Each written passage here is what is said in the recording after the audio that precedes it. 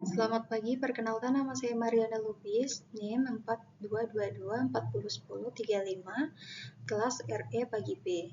Video ini dibuat guna memenuhi tugas ATS, statik, dan dinamik. Baik, di sini saya akan membahas 3 soal, yaitu yang berhubungan dengan PBL saya. PBL saya adalah membuat robot line follower, di mana robot tersebut harus dapat memindahkan objek ke titik yang sudah ditentukan.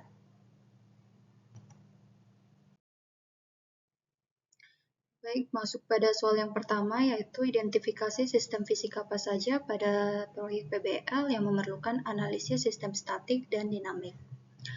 Baik, langsung masuk pada sistem statis. Di sini ada 3 bagian. Yang pertama itu rangka robot memerlukan analisis gaya dan momen yang bekerja pada rangka untuk memastikan kestabilan struktur. Yang kedua itu ada baterai. Baterai menjadi beban statis yang mempengaruhi distribusi berat robot. Yang ketiga itu ada gripper, memerlukan analisis gaya pada saat mencengkram objek, yaitu pada saat memindahkan pohon serta memasukkan kelereng ke dalam bakul. Untuk bagian-bagiannya kita bisa lihat pada bagian sebelah kiri.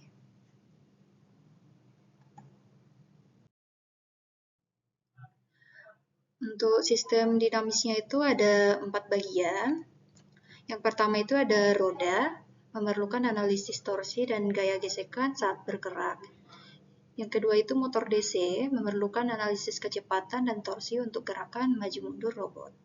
Yang ketiga itu ada microservo, memerlukan analisis dinamika sudut saat menggerakkan gripper. Di sini kami menggunakan servo MG90S dan kami menggunakan dua, servo yang pertama dan servo yang kedua. Yang terakhir itu ada sensor garis, yaitu memerlukan analisis respon sensor terhadap perubahan posisi garis. Untuk bagian-bagiannya kita bisa lihat pada bagian sebelah kiri.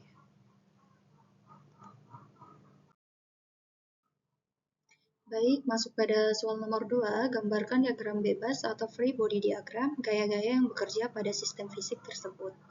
Baik, untuk yang pertama itu ada W, berat total robot yang bekerja ke bawah. Untuk berikutnya itu lantai memberikan gaya normal yaitu N1, N2, N1, N2, N3, serta N4.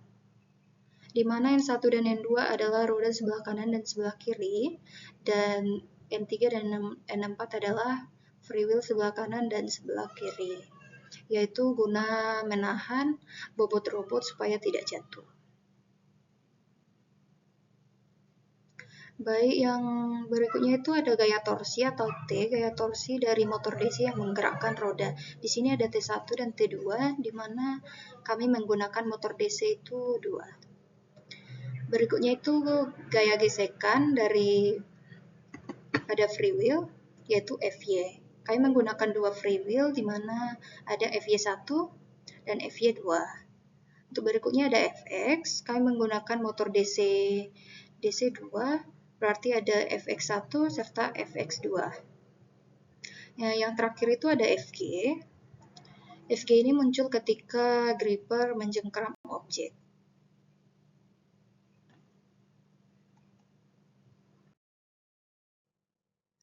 Oke, lanjut pada soal yang ketiga, tentukan gaya-gaya yang belum diketahui agar sistem fisik tersebut berada pada kondisi equilibrium. Perlu kita ketahui untuk kondisi equilibrium atau kesetimbangan berlaku 2 syarat utama. Yang pertama, sigma F sama dengan 0, atau jumlah gaya total dalam sumbu X dan Y harus 0. Yang kedua, sigma M sama dengan 0, yaitu jumlah momen total harus 0. Di sini data diketahui, saya membuat ada 3, yaitu berat total atau W 18,6 Newton setara dengan 1,8 kilogram. Yang kedua, jari-jari dari free wheel atau R sama dengan 12 mm setara dengan 0,012 meter. Koefisien gesekan free wheel atau dalam mikro sama dengan 0,1. Masuk pada yang pertama itu kesetimbangan gaya pada sumbu vertikal. Sigma Fy sama dengan 0. Di sini gaya normalnya ada 4, berarti W dibagi 4 sama dengan 18,6 Newton dibagi 4 sama dengan 4,65 Newton. Yang kedua, kesetimbangan gaya pada sumbu horizontal. Sigma Fx sama dengan 0. Gaya gesekan pada free wheel. Fy1, Fy2. 0,1 dikali 4,65 sama dengan 0,465 Newton. Untuk mencari Fy1 dan Fy2 itu caranya sama dan hasilnya juga sama.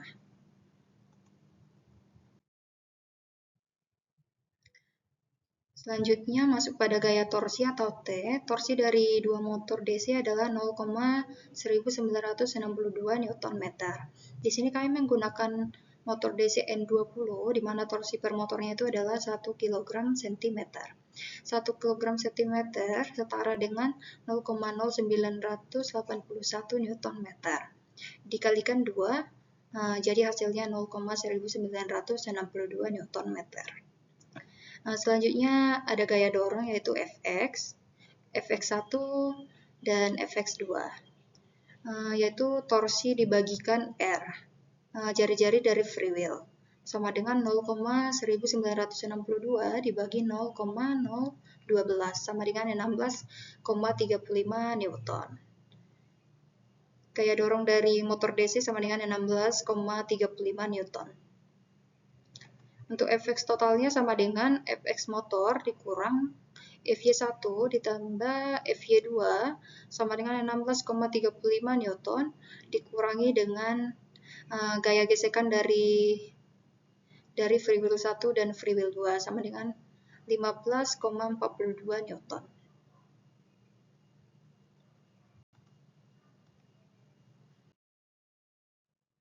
Baik, untuk yang terakhir ada torsi maksimum per servo. Di sini kami menggunakan servo MG90S di mana pada tegangan 4,8 volt torsinya itu 1,8 kg cm setara dengan 0,17658 Nm. Pada tegangan 6 volt torsinya itu 2,2 kg cm setara dengan 0,21582 Nm. Gaya pegangan pada gripper atau FG per servo. Pada tegangan 4,8 volt, gaya gripper sama dengan torsi dibagikan L. L itu adalah lengan gripper. Di sini lengan gripper dari robot kami adalah 63 mm, setara dengan 0,063 meter. Berarti 0,17658 dibagi 0,063 sama dengan 2,802 Newton. Pada 6 volt, gaya grippernya itu 0,21582 dibagikan 0,063 sama dengan 3,425 Newton.